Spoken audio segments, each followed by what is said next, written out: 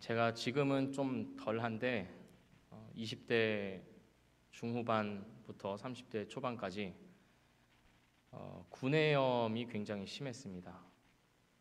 그냥 한두 개 나는 정도가 아니라 한번 이렇게 시작하면 입안에 이렇게 꽃이 피는 듯이 여기저기서 막 퍼져나가는데 막 5개, 막 10개 이렇게 생기면 말하기도 싫고 침 삼키기도 싫은 뭐 그런 상태에 있었던 적이 좀 있습니다. 그러니까 계속 그렇게 있을 수는 없으니까 뭔가 해결책을 찾아보려고 알보치를 발라보기도 하고 오라메디를 발라보기도 하고 오라메디보다 더 좋다는 페리덱스를 발라보기도 하고 그리고 구내염이 좋다는 어떤 과일이나 채소를 또 먹어보기도 하고 비타민C를 많이 섭취해보기도 하고 여러 가지 이렇게 방법을 취해봤지만 딱히 효과가 없었습니다. 그 시절에 말입니다. 그래서 제가 이것이 좀 심각한 병은 아닌가 싶어가지고 대학병원을 가서 빼체트 병원 아닌가 검사를 받아보기도 했습니다. 그 감염내과라는 곳에 가서요.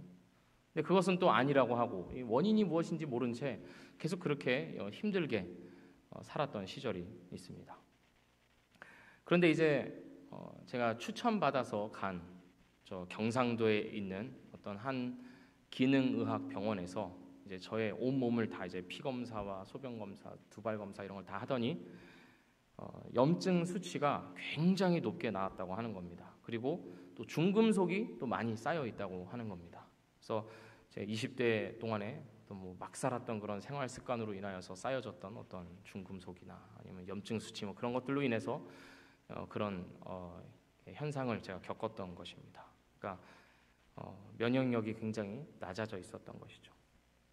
그래서 그 병원에서 이제 어떤 치료를 했냐면 그 킬레이션이라고 해가지고 그 의사가 저의 몸에 맞게 처방하는 어떤 그 수액을 30분 동안 이제 맞는 거를 대략 한 6개월에서 한 1년 정도 계속 했던 것 같습니다. 2주, 3주 간격으로요. 그러고 나서야 제 몸이 이제 구내염이 나도 이제 뭐 한두 개씩 난다든지 훨씬 좋아진 것을 제가 이제 경험하였습니다. 저 개인에게 있었던 일이지만 사실 우리의 인생에도 이와 같은 일들이 있습니다. 우리가 살아가면서 마주하는 어떤 문제나 고통 앞에서 우리는 진짜 원인이 무엇인지를 모른 채 현상만 해결하고자 할 때가 참 많이 있습니다. 진짜 원인이 해결되지 않았기에 그 문제는 또다시 일어나 우리의 삶을 괴롭게 하는 것입니다. 저의 구내염처럼 말입니다. 오늘날 많은 사람들이 상담을 받습니다. 왜 상담을 그렇게 받을까요? 반복되는 어떤 가정의 불화나 어떤 그 심리적인 문제의 어떤 반응들 그런 것들을 이제 추적해 들어가서 어디서부터 이것이 시작되었으며 어디에 원인이 있는 것인지 밝혀내고자 많은 사람들이 상담을 받곤 합니다. 문제의 진짜 원인을 찾는 것은 한 개인의 몸에 있어서도 또 한 사람의 인생에 있어서도 매우 중요합니다. 진짜 원인을 찾아야만 해결할 수 있는 가능성이 있기 때문입니다. 그런데 그것도 중요하지만 진짜 원인을 찾아야 하는 정말 중요한 영역이 있습니다. 그것은 바로 우리의 믿음이고 우리의 신앙입니다. 우리는 믿음으로 살아갑니다. 하지만 믿음으로 살아간다고 해서 그 삶이 늘 평탄하고 기쁘고 만족스러운 것은 아닙니다. 오히려 실패하고 좌절하고 절망하고 괴로울 때가 더 많다는 것을 우리가 살아가면서 경험하고 있습니다. 왜 그런 것일까요? 신앙생활은 분명히 기쁘고 즐거운 그것만은 있는 것은 아니지만 어쨌든 기쁨과 즐거움 역시도 신앙의 중요한 측면일진데 우리는 왜 그보다는 오히려 어떤 부정적인 감정들, 실패하고 절망하는 것들에만 더 치중되어 있는 것 같은 그런 신앙생활을 하는 것일까요? 혹시 우리가 진짜 원인을 찾지 못했기 때문은 아닐까요? 우리가 열심히 기도하면서 주님의 이름을 소리 높여 외치고 눈물을 흘리면서 주님의 사랑에 감동할 때도 있지만 정작 우리의 삶이 하나님이 원하시는 방향으로 바뀌어지지 않고 하나님께서 우리 삶 가운데 더하여 주시고자 하는 참된 기쁨과 사랑과 소망이 우리 삶 가운데 있지 않은 것에는 다른 이유가 있는 것은 아닐까요? 바로 그 원인을 오늘 말씀을 통해서 함께 찾아보기를 원합니다. 여호수아 6장을 한 달 전에 우리가 보았습니다. 그때 이스라엘은 하나님의 기막힌 역사를 경험하였습니다. 절대로 무너지지 않을 것 같았던 여리고성이 단번에 무너졌습니다. 하루에 한 번 여리고성을 돌고 7째 날에는 7바퀴 돈 후에 나팔이 불릴 때 소리를 지르는, 전쟁과는 전혀 상관이 없어 보이는 그 하나님께 대한 순종이 하나님의 위대한 역사로 이어졌습니다.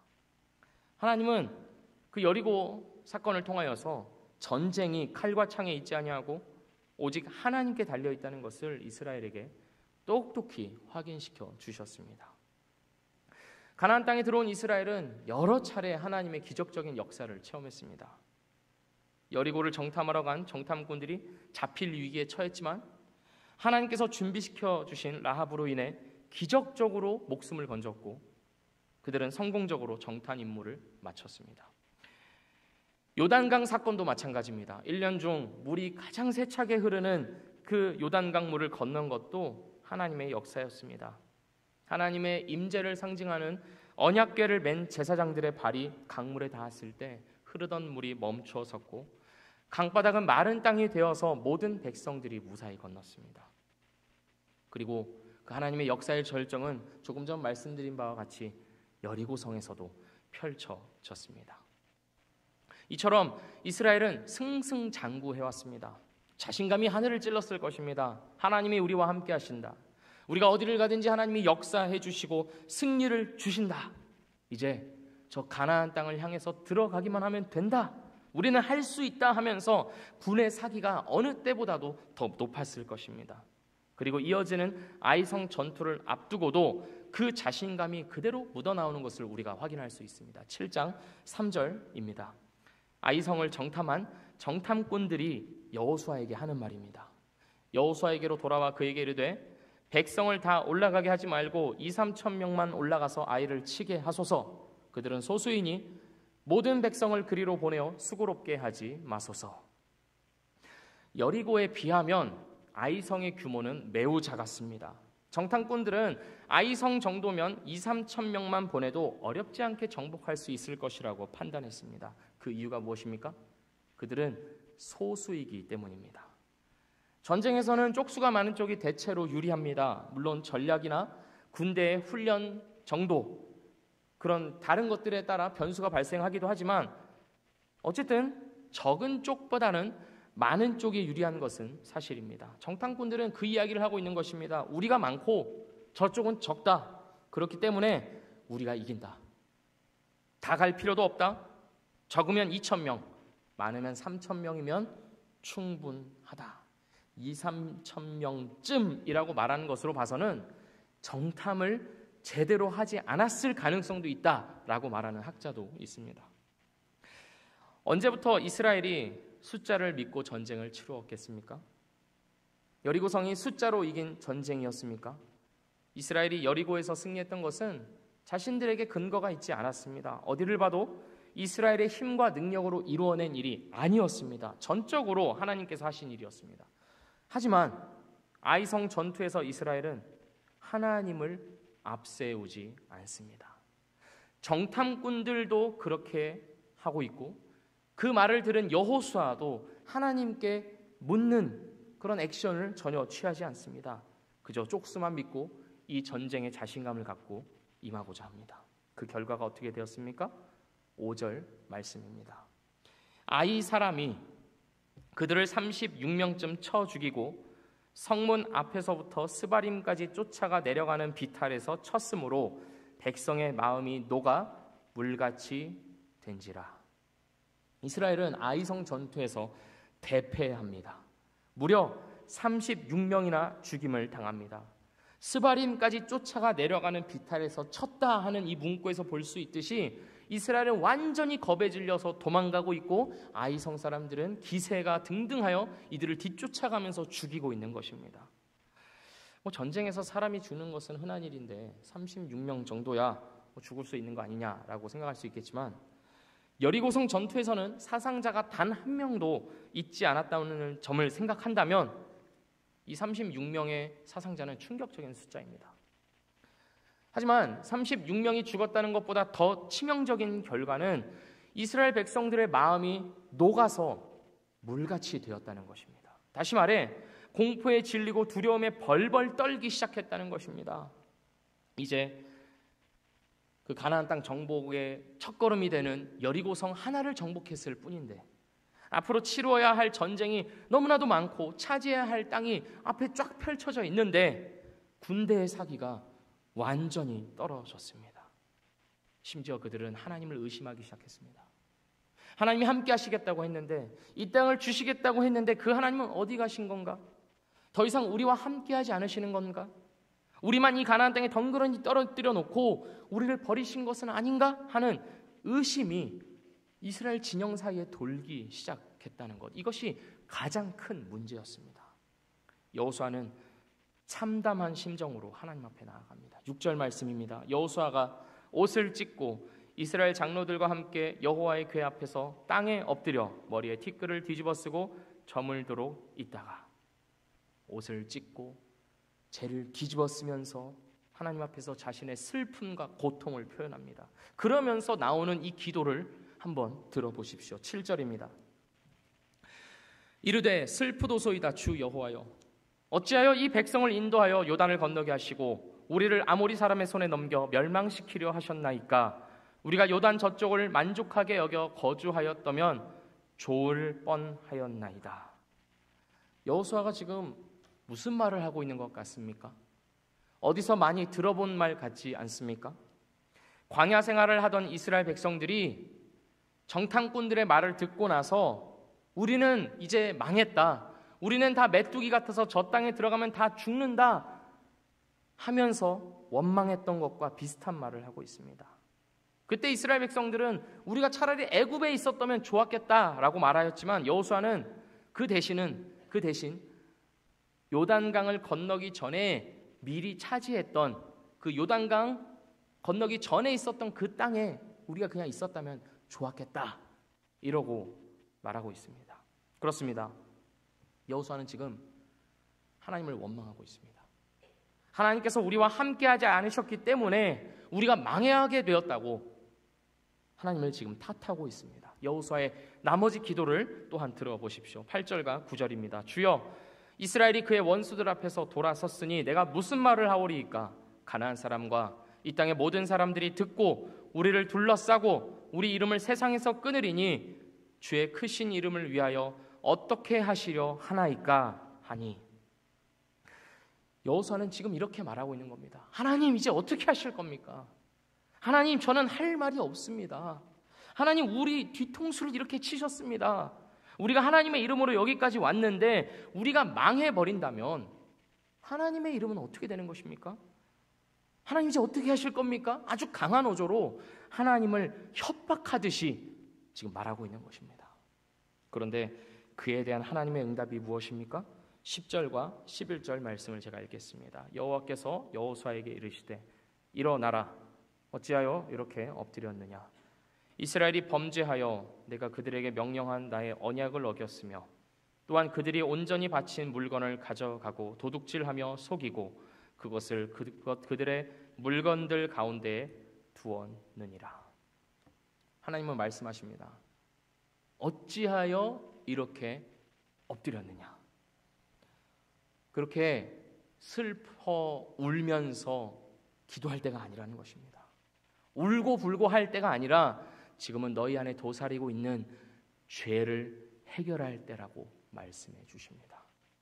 하나님께서는 여호수아에게 지금 이 사태의 진짜 원인, 진짜 문제가 무엇인지를 말씀해 주십니다. 그것은 그 실패와 고통의 원인이 하나님에게 있는 것이 아니라, 또는 다른 원인에 있는 것이 아니라 바로 죄 때문이라고 정확하게 지적해 주십니다. 무슨 죄일까요?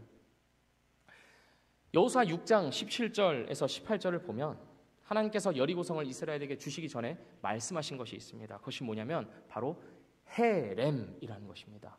헤렘, 중요한 단어니까 잘 기억해 두십시오. 헤렘. 이 헤렘은 진멸이라는 뜻으로서 여리고성을 칠 때 아무것도 남기지 말고 모두 없애라는 명령입니다. 이 헤렘이 선포되면 그 성 안에 있는 남자와 여자와 노인과 아이, 그러니까 모든 사람들은 다 죽어야 합니다. 하나님의 심판을 받아서 멸망해야 하는 것입니다. 또한 그 성 안에 있는 모든 물건들은 다 불태워서 없어져야 합니다. 이것이 헤렘입니다. 그리고 금이나 은과 같이 불타지 않는 것들이 있다면 그것은 따로 거룩하게 구별하여서 하나님께 드려져야 합니다. 모든 사람을 하나도 남김없이 다 죽이는 것, 모든 물건을 하나도 빠짐없이 다 불태우고 없애버리는 것, 그리고 금이나 은은 하나님께 따로 구별하여서 드리는 것, 이 세 가지가 바로 헤렘이었습니다. 잔인하게 들리시는 분은 없으십니까? 사랑과 자비의 하나님이신데 어떻게 한 민족을 완전히 말살해 버리실 수가 있는 것일까요? 항복하면 살려주고 좀 봐줘야 하는 것 아닐까요? 하나님의 말씀이면, 하나님께서 헤렘을 명하시면 그 폭력과 살육이 정당화될 수 있는 것일까요? 이 본문은 아주 오래전부터 그 하나님의 폭력성에 대해서 그렇게 시비를 걸었던 많은 사람들의 근거가 되었던 그런 본문이기도 합니다. 그러니까 얼마든지 하나님이 너무나 폭력적이다 이렇게 비추어질 수 있는 대목이라는 것입니다. 그러나 우리는 하나님이 사랑의 하나님일 뿐만 아니라 공의의 하나님이심을 잊어서는 안 됩니다. 하나님은 죄에 대하여서는 반드시 심판하시고 의를 세우시는 분입니다. 그러니까 하나님께서 여리고성에 대하여서 헤렘을 선포하신 이유는 그들의 죄악이 하나님 보시기에 가득 찼기 때문입니다. 단순히 이스라엘에게 가나안 땅을 주시기 위하여서 멀쩡히 잘 살고 있는, 착하게 살고 있는 가나안 민족을 억지로 내쫓으시고 다 멸하시는 것이 아니라 그들의 그 가나안 민족의 죄악이 도저히 눈뜨고는 봐줄 수 없는 그런 지경까지 이르렀기 때문에, 끔찍한 수준에 이르렀기 때문에 하나님께서 의로운 심판을 이스라엘을 통하여서 행하시는 것입니다. 그러니까 하나님의 공의를 세우기 위하여서 가나안 민족에게 헤렘이 선포된 것이고, 이스라엘은 그 헤렘을 실행하는 자들로 부름을 받은 것입니다. 그런데 중요한 것은 지금부터입니다. 이 헤렘이 선포될 때 하나님께서 경고하신 말씀이 하나 있습니다. 제가 6장 18절 말씀을 읽겠습니다. 너희는 온전히 바치고 그 바친 것 중에서 어떤 것이든지 취하여 너희가 이스라엘 진영으로 바치는 것이 되게 하여 고통을 당하게 되지 아니하도록 오직 너희는 그 바친 물건에 손대지 말라. 간략하게 이야기하면 하나님께서는 여리고성에 있는 어떤 물건에든지 손을 대지 말라고 말씀하십니다. 왜냐하면 헤렘이기 때문입니다. 완전히 멸함으로써 하나님의 공의의 심판이 올바르게 시행되어야 하기 때문입니다. 혹여라도 이스라엘이 그 헤렘을 행하지 않고 여리고의 물건에 손을 대게 되면 어떻게 됩니까? 18절에서 이렇게 기록되어 있습니다. 너희가 이스라엘 진영으로 바치는 것이 되게 하여. 다시 말하자면 그 여리고의 물건에 너희가 손을 대서 헤렘을 행하지 않으면 너희가 헤렘이 된다는 말입니다. 그만큼 엄중한 말씀입니다. 그런데 이스라엘 안에 무슨 일이 일어난 것입니까? 다시 7장으로 돌아와서 11절 말씀입니다. 이스라엘이 범죄하여 내가 그들에게 명령한 나의 언약을 어겼으며 또한 그들이 온전히 바친 물건을 가져가고 도둑질하며 속이고 그것을 그들의 물건들 가운데 두었느니라.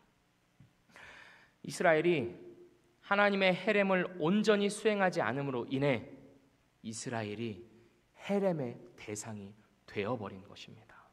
그리고 그 장본인은 바로 유다 지파의 자손 아간이었습니다. 이스라엘이 아이성 전투에서 패한 것은 바로 아간이 자신의 탐욕에 눈이 멀어 여리고성에서 전리품을 취한 바로 그 죄 때문이었습니다. 완전히 멸하라는 하나님의 명령에 불순종함으로써 여리고를 심판하시려는 하나님의 공의를 아간이 훼손시켰습니다. 그런데 우리는 이런 의문이 듭니다. 아니, 아간이 죄를 지은 건데 왜 이스라엘이 아이성에서 패한 것입니까? 아간의 죄는 아간이 책임져야 하는 것 아닙니까? 이스라엘 공동체 전체가 피해를 입는 것은 불공정한 것 아닐까요? 현대를 살아가는 우리의 가치관으로서는 충분히 나올 수 있는 반응입니다. 하지만 고대 사회에서 한 개인은 그 개인이 자신을 생각할 때 공동체와 떨어져 생각할 수 없었다는 점을 우리가 기억해야 합니다. 공동체와 개인은 구분할 수 없도록 연결되어 있었습니다. 개인이 공동체요, 공동체가 곧 개인이었습니다. 만약 우리가 물건을 훔치다가 걸렸다고 한번 해봅시다. 너 그걸 지금 훔치면 됩니까? 하면서 우리를 이제 몰아세우기 시작합니다. 근데 그때 제가 이렇게 말한다고 생각해 보십시오. 제가 그런 거 아니에요. 제 손이 그랬어요. 저를 바라보는 그 싸늘한 표정. 바로 그렇습니다. 누가 그것을 바른 말이라 하겠습니까? 누구도 그걸 용납하지 않을 것입니다. 오히려 저는 도둑놈이 될 뿐만 아니라 정신병자 취급을 받을 것입니다. 마찬가지로 고대 사회에서 한 공동체는 한 몸이었습니다. 묶여 있었습니다. 그렇기 때문에 아간의 죄는 아간 한 사람의 죄가 아니요, 아간의 가족, 더 나아가 이스라엘 전체의 죄로 취급되었던 것입니다. 여호수아는 진짜 문제가 무엇인지 모른 채 하나님을 원망하며 탓했지만 하나님은 그에 대한 응답으로 진짜 원인이 무엇인지를 말씀해 주십니다. 그것은 바로 죄입니다. 아간 한 사람으로부터 시작된 죄가 이스라엘 안에 도사리고 있었고 그것은 점점 커져서 이스라엘 전체를 병들 수 있게 하는 가능성을 가진 아주 무서운 죄였던 것입니다. 앞으로 가나안 땅으로 나아가 하나님의 이름으로 전쟁을 수행해야 할 이스라엘에게 있어서 그 조그마해 보일 수 있는 죄는 사실은 그들을 완전히 무너뜨릴 수 있는 치명적인 죄였던 것입니다. 우리는 우리 인생의 문제와 고통을 마주할 때면 이유를 찾습니다. 왜? 도대체 왜? 왜 나에게 이런 일이? 하나님이 왜 나의 인생에 이런 일을 허락하시지? 하나님이 나와 함께 하시다면 이러실 수 있나? 하나님은 지금 무엇을 하고 계신가? 하나님은 이젠 날 돌보시지 않는 것인가? 하면서 우리는 여호수아처럼 하나님께 따져 묻고는 합니다. 그렇게 우리의 입으로 소리를 내어서 하나님을 원망하지 않을지는 몰라도 우리 마음속에는 은연중에 하나님에 대한 그 원망과 탓함이 자리 잡고 있습니다. 하지만 그에 대한 하나님의 응답은 무엇입니까? 우리 인생의 문제와 우리 인생의 고통은 하나님이 우리를 돌보지 않기 때문이 아니라 하나님이 우리와 함께 하시지 않기 때문이 아니라 바로 우리의 죄 때문이라는 것입니다. 어떤 죄입니까? 아간의 말을 한번 들어보십시오. 이스라엘 온 회중 앞에서 제비 뽑기로 지목된 이후에 아간이 스스로 하는 고백입니다. 7장 21절 말씀입니다. 내가 노략한 물건 중에 시날산의 아름다운 외투 한 벌과 은 200세겔과 그 무게가 50세겔 되는 금덩이 하나를 보고 탐내어 가졌나이다. 아간은 자신이 취한 물건을 노략한 물건, 즉 전리품이라고 말하고 있습니다. 아간의 입에서 나온 이 전리품이라는 말은 그가 이 전쟁을 어떻게 생각했는지를 여실히 보여줍니다. 아간에게 있어서만큼 이 전쟁은 하나님의 전쟁이 아니었습니다. 헤렘으로서 하나님의 심판을 행하고 공의를 세우는 전쟁이 아니었습니다. 아간에게 있어서 이 전쟁은 그저 다른 이방 나라들이 하듯이 한 나라가 자기 이익과 탐욕을 위하여서 다른 나라를 침략하는 그런 전쟁일 뿐이었습니다. 아간에게 있어서 여리고의 물건들을 노략하는 것은 지극히 당연한 일이었습니다. 아간에게 있어서 여리고 성의 아름다운 물품들을 취하는 것은 자신의 당연한 권리였던 것입니다. 왜입니까? 노략물이기 때문입니다. 이것이 바로 아간의 죄였으며 또한 우리의 죄입니다. 자신의 당연한 권리를 내세우면서 자신의 탐욕을 취하고자 하는 것, 이것이 바로 우리의 죄입니다. 바로 이 죄 때문에 우리는 인생에서 끝없이 문제에 부딪히며 고통과 괴로움을 당합니다. 우리가 이 세상에서 나의 것이라고 주장할 수 있는 것이 무엇이 있겠습니까? 우리가 소유하고 누리는 모든 것들은 우리의 손으로 일구어냈다고 생각하는 그 모든 것들조차 사실은 우리의 것이 아니요, 다 하나님께서 주신 것들입니다. 심지어는 나 자신까지도 말입니다. 그러나 우리는 우리 자신에 대한 권리, 나의 소유물과 나의 가족들에 대한 나의 권리를 내세우느라 그것들이 조금이라도 피해를 입거나 손해를 볼 때면 견디지를 못합니다. 하나님은 어디에 계신 것이냐며 하나님을 원인으로 내몰고자 합니다. 문제는 정작 다른 곳에 있는데 말입니다. 하나님이 나의 창조주 되시며 나의 피조물, 나는 피조물임을 잊어버린 죄 때문인데 말입니다. 하나님 앞에서 당연한 자신의 권리를 내세우며 자신의 탐욕을 채우려는 그 죄가 진짜 원인인데 말입니다. 그 죄가 우리를 끝없는 고통으로 몰아넣고 있는 것을 우리는 보지 못하고 있는 것입니다. 아간의 죄는 어떻게 시작되었을까요? 21절 말씀을 제가 다시 한번 읽겠습니다. 내가 노력한 물건 중에 시날산의 아름다운 외투 한 벌과 은 200세겔과 그 무게가 50세겔 되는 금덩이 하나를 보고 탐내어 가졌나이다. 무엇을 가장 먼저 했습니까? 먼저 보았습니다. 그리고 그 마음에 탐욕이 일어났습니다. 그리고 그 탐욕에 이끌려 그것을 자신의 것으로 취했습니다. 이 세 가지의 순서를 기억하십시오. 무엇부터 시작하였습니까? 보는 것에서 시작하였습니다. 아간이 시날산의 아름다운 외투 한 벌을 보았을 때 헤렘은 잊혀졌습니다. 은 200세겔과 50세겔 금덩이를 주목하여 보았을 때 아간의 마음에서 하나님의 전쟁은 나를 위한 전쟁으로 바뀌어 버렸던 것입니다. 그리고 결국에는 그 죄가 아간을 파멸로 이끌었습니다. 우리는 우리 두 눈에 무엇이 보이는지를 잘 생각해 보아야 합니다. 왜냐하면 우리는 우리 눈에 보이는 것들에 지배당하기 때문입니다. 우리가 보는 것이 우리 마음의 욕구를 일으키며 우리의 행동을 이끌어가기 때문입니다. 저는 집에서 동물을 키우는 것을 좋아하지 않습니다. 제가 대학교 때 저의 친구가 4일 동안 여행을 가면서 저에게 프렌치 불독이라는 종을 맡긴 적이 있는데 그 4일의 경험을 통하여서 저는 절대로 집에서 동물을 키우지 않겠다고 결심하였습니다. 제가 도저히 감당을 못하는 것입니다. 그런데 제가 요즘 유튜브 쇼츠로 집에서 키우는 그 고양이들의 일상을 이렇게 찾아보곤 합니다. 왜냐하면 너무 귀여운 겁니다. 애교도 부리고 막 가만히 있는데 와서 막 부딪히면서 막 드러눕고 하는 그런 장난을 치고 하는 것을 보면서 어느 순간 제 마음속에 이런 마음이 드는 겁니다. 집에서 고양이를 한번 키워보면 어떨까? 그러니까 사람의 마음이라는 것이 이런 겁니다. 저는 그동안 살아오면서 절대로 나는 집에서 동물을 키우지 않겠다라고 결심하면서 그걸 확고히 붙잡고 살아왔던 사람인데 반복적으로 쇼츠로 그 귀여운 고양이들을 보니까 제 마음에 일어나는 것이 무엇입니까? 한번 키워볼까? 키우면 우리 집에서 어떤 일들이 일어날까? 재밌을까? 하는 것을 생각한다는 것입니다. 상상한다는 것입니다. 이와 같이 사람은 보는 대로 생각하고 보는 대로 마음을 먹고 보는 대로 움직이기 때문입니다. 그래서 우리가 무엇을 보느냐가 너무나 중요한 것입니다. 우리의 신앙에 있어서 우리의 믿음에 있어서 우리가 무엇을 보고 사느냐가 곧 우리의 믿음과 신앙을 결정한다는 것입니다. 우리가 날마다 인터넷으로 쇼핑을 하거나 TV 광고를 보고 있다면 그것들이 우리의 삶을 지배하고 있을 것입니다. 어느 순간 우리 집에 쌓여져가는 물건들을 보면서 그 물건들을 어떻게 처리해야 할지 고민하고 있는 것입니다. 날마다 주식창을 쳐다보고 있다면, 들여다보고 있다면 우리의 삶은 주식에 지배당하고 있을 것입니다. 혹시 특정 기업의 주가가 떨어져서 속상하십니까? 사실은 주가가 떨어져서 속상한 것이 아니라 우리의 죄, 우리의 탐욕이 우리를 고통스럽게 하는 것임을 기억하셔야 합니다.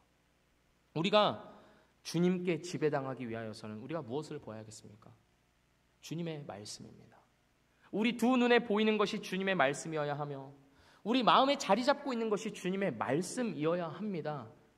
억지로 찾아보고 억지로 어떻게든 생각해내고 하는 것이 아니라 우리 자신이 말씀 앞에 서야 하며 말씀을 즐거워하고 있어야 한다는 이야기입니다. 그래야만 우리의 행동과 삶 역시 주님의 말씀에 근거한 것이 될 것입니다. 우리가 보는 것이 우리의 삶으로 이어지기 때문입니다. 하나님께서는 아간을 통해서 이 죄를 드러내시는 겁니다.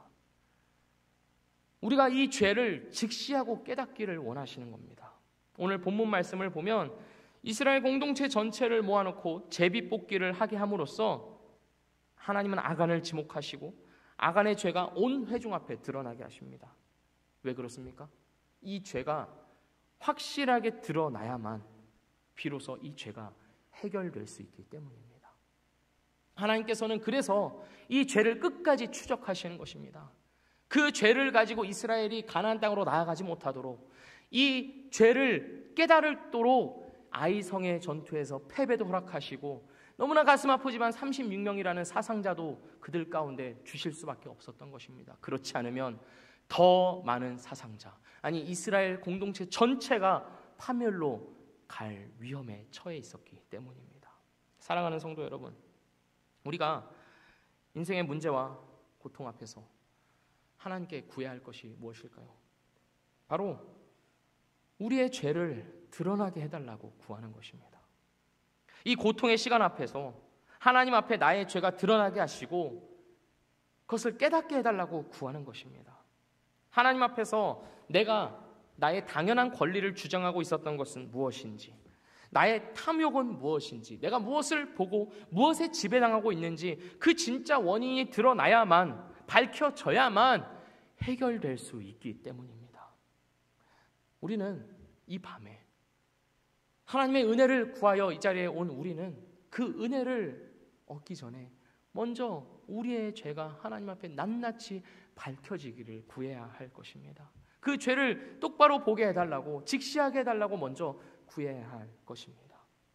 이스라엘 가운데 도사리고 있었던 이 죄는 어떻게 해결되었습니까? 이스라엘 온 회중이 아간과 그가 취한 은과 외투와 금덩이와 그의 아들들과 딸들과 소들과 나귀들과 양들과 그에게 속한 모든 것을 이끌고 아골 골짜기로 가서 돌로 치고 불사른 후에야 이 죄가 해결되었습니다. 여리고에게 행하여졌던 헤렘이 아간의 집안에 행해짐으로써 하나님의 진노가 멈추었습니다. 하나님의 공의가 그때서야 바르게 세워졌기 때문입니다. 이 장면을 한번 상상해 보십시오.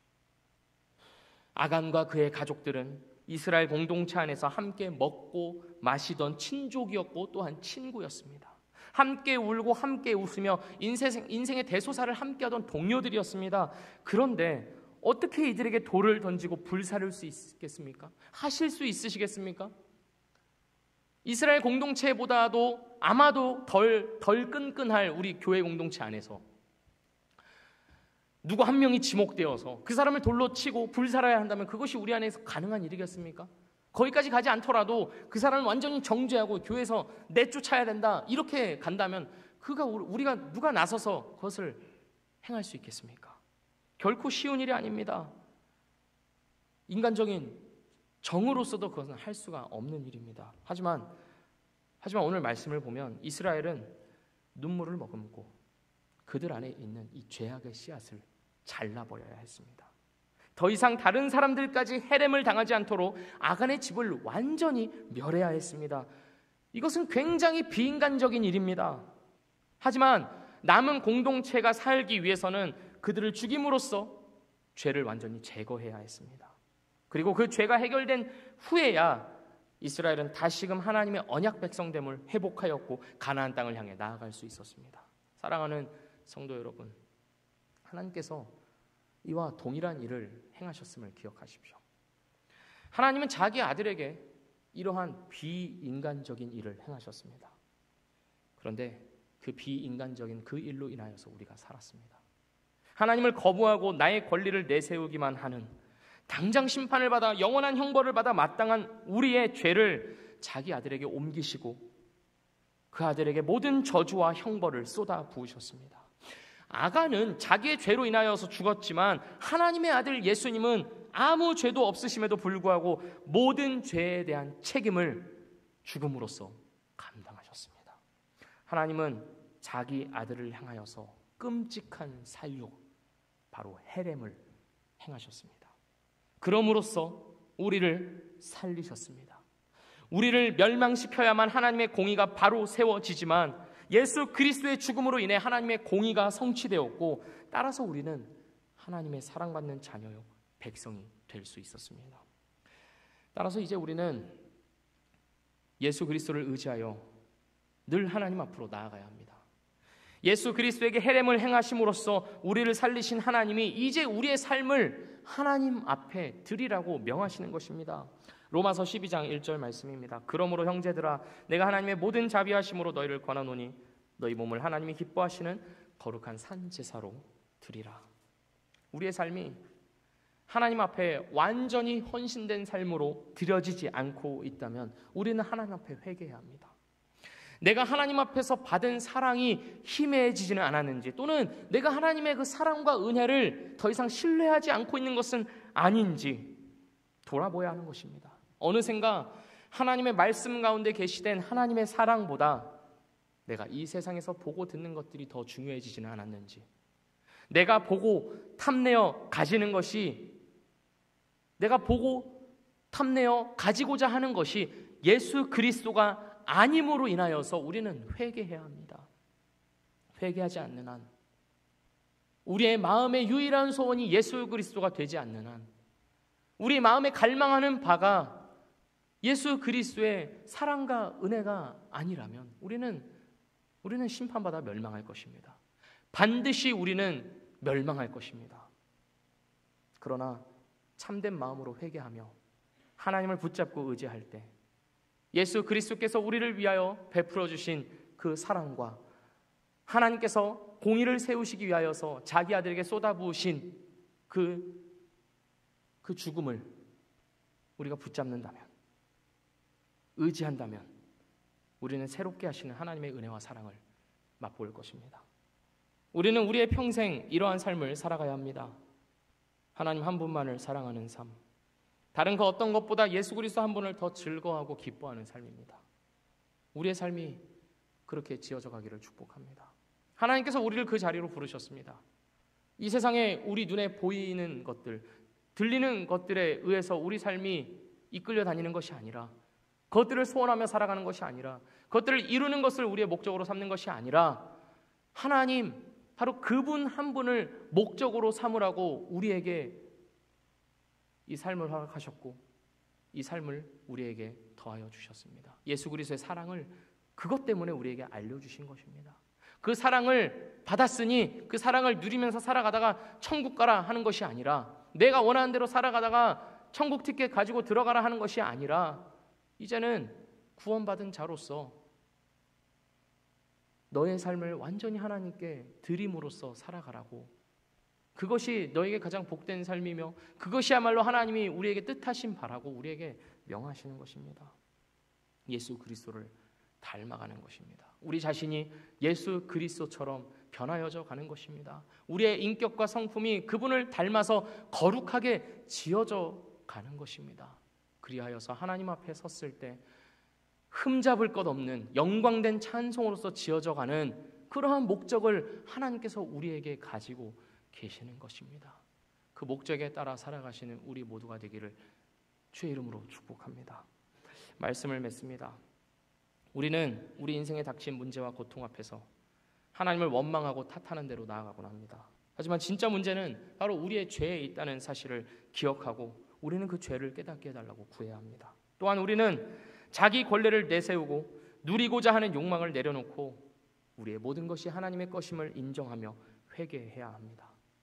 하나님께서는 예수 그리스도를 죽음에 내어주심으로 말미암아 우리를 살리시고 하나님의 자녀로 삼아주셨습니다.